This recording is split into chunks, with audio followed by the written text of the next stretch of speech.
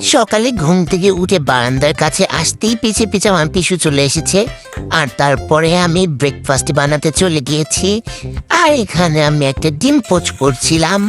আর আজকে আমার ডিমের কোনো খোসা ভেঙে পড়ে নাই, কিন্তু কুসুমটা একটু ভেঙে গেছে। যাই হোক, এতে কাজ চলে যাবে। আর পাশে আমি সবজি রান্না করে নিয়েছিলাম। সবজিতে রুটি খেতে অনেক ভালো লাগে। আর ব্রাউন রুটি খেতে খেতে আমি আর খেতে ইচ্ছা করছে না। ভাবছি যে এই রুটিগুলো শেষ হয়ে গেলে সাদা রুটির আটা কিনবো। আর খাবার পরে আমি একটু আম কেটে নিচ্ছিলাম, আম কেটে পড়তে বসছিলাম। পড়ার শেষে আমি আমার পিসুর জন্যে মাছ সিদ্ধ করতে দিয়েছিলাম। ও ঝাটকা মাছ ছাড়া কোনো মাছ দিয়ে ভাত খায় না, তাই ওর জন্য আমি ঝাটকা মাছগুলো সিদ্ধ করছিলাম।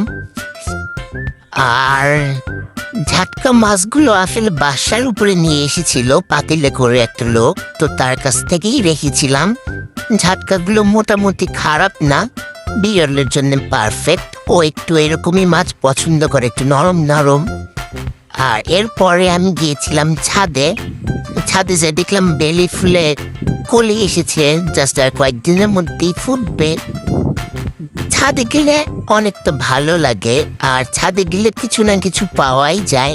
আর এই গাছটা শুকিয়ে গিয়েছিল জন্য আমি গাছটা একটা ধুন্দুল হয়েছিল, সেই ধুন্দুলটা উঠিয়ে নিলাম। ভাবলাম যে দুপুরে ট্যাংরা মাছ দিয়ে রান্না করব, এই জন্য আমি এটা নিয়ে নিলাম। কিন্তু এটা এত শক্ত ছিল যে আমি হাত দিয়ে ছিঁড়তে পারছিলাম না। জাস্ট পরে কষ্ট করে ছিঁড়েছি। তারপরে বাসায় এসে আমি একটু কফি বানিয়ে নিচ্ছিলাম।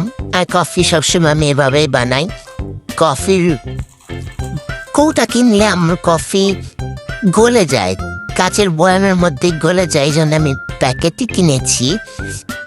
আর এখানে আমার কফি প্রায় রেডি। তারপরে খেতে খেতে আমি বারান্দায় চলে যাব। তারপরে এসে আমি ধুন্দুল কেটে নিব। আর এখানে আমি ধুন্দুলটা কেটে নিয়েছি, এটা আমাকে রান্না করবো। আর এখানে আমি মুগের ডাল ভেজে নিচ্ছিলাম, মুগের ডাল আর মসুর ডাল মিশিয়ে রান্না করব। এখানে আমি মাছও ধুয়ে নিয়েছি ভালোভাবে। আর আর হলো এখানে আমি কবুতরের মাংস ভিজিয়ে নিচ্ছিলাম। কবুতরের মাংস ভিজিয়ে রেখেছি যাতে আমি পরে ধুয়ে নিতে পারি। আর এদিকে ডাল সিদ্ধ দিব রাইস কুকারে, কারণ প্রেশার কুকার দেখলে আমার ভয় লাগে।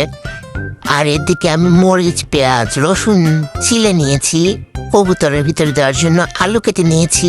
এদিকে ডাল সিদ্ধ হচ্ছে প্রায়। আর হলুদ দিনে, হলুদ একটু পরে দিব। আর এদিকে আমি কবুতর রান্না করে ফেলেছি। ট্যাংরা মাছ রান্না হয়ে গেছে, ডালও হয়ে গেছে। ডাল রান্না করার পরে আমি রাইস কুকারে ভাত বসিয়ে দিয়েছিলাম। আর এদিকে আমার ভাতও হয়ে গেছে। আর তারপরে লাঞ্চ করে আমি বিকালে আবার ছাদে গিয়েছিলাম, ড্রাগন পেকেছিল তাই। গাছে মোটামুটি অনেকগুলো ড্রাগনই খেয়েছি। আর গাছের ড্রাগনগুলো, মানে ছাদের ড্রাগনগুলো এত মজা হয়, অনেক মিষ্টি লাগে।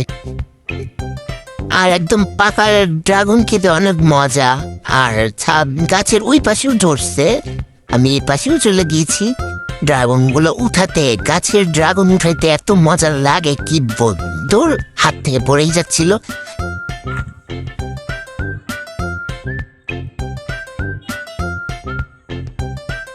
একটা একটা করে আমি সবগুলো ড্রাগনে উঠিয়ে নিয়েছি। মাশাআল্লাহ, অনেকগুলো ড্রাগন গাছে হয়েছে। এটা আবার ছিঁড়ে গেছে।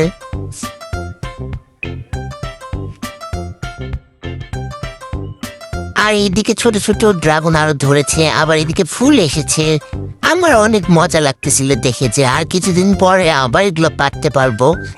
আর এইদিকে হলো একটা বড়ই গাছ, কি জানি হয়েছে বড়ই গাছটার, কেমন মরা মরা হয়ে গেছে, বুঝলাম না কি জন্যে।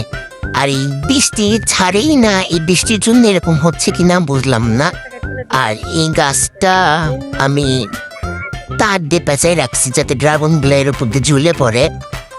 আর বাসায় এনে কেটে দেখলাম একদম লাল টুকটুকে।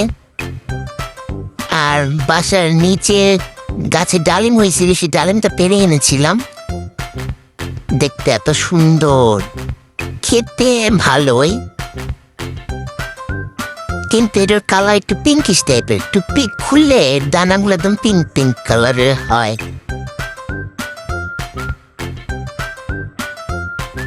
তারপরে আমার জন্য সন্ধ্যার সময় স্ন্যাক্স গুলো আনা হয়েছে, তাই আমি এগুলো খুলে দেখছিলাম।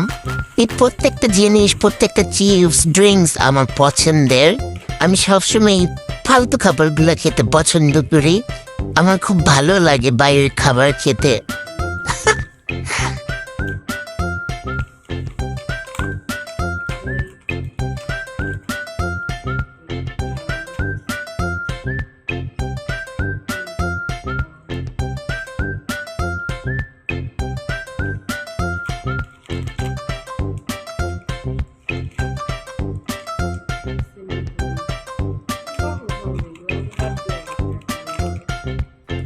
এগুলো খাওয়ার পরে আর কোনো কাজ নাই, একদম রাতের ডিনারটা দেখাচ্ছি। রাতের জন্য আমি শুধু চিংড়ি ভর্তা করে নেব, তাছাড়া আর কিছুই করবো না, কারণ দুপুরের তরকারিগুলো এখনো আছে। শুধু ভর্তা করলে, ভাত রান্না করলে আর দুপুরের তরকারিগুলো দিয়ে খেয়ে নিতে পারবো ভাত আমি। আর এদিকে আমি শুকনা মরিচ আগেই গুঁড়ো করে রেখেছিলাম, সেগুলো দিয়ে এখন ডলে ডলে ভালোভাবে ভর্তা করে নিব।